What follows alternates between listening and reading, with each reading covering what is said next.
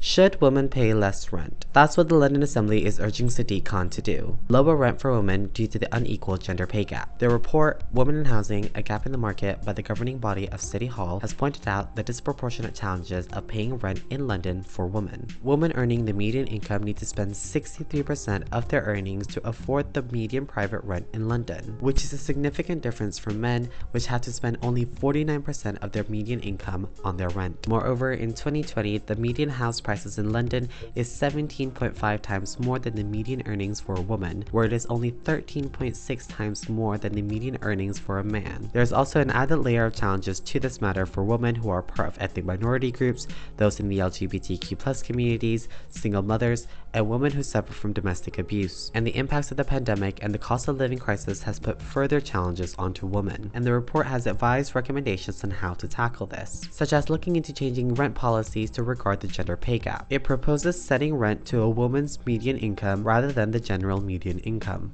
as well as asking the mayor to work with local authorities, charities, and housing associations to make high-quality, woman-only accommodation more accessible. Chair of the Housing Committee, Sam Mwema, has pointed out in the report that women struggle to access safe, secure, and affordable housing that meets their needs. Are you for or against women paying less?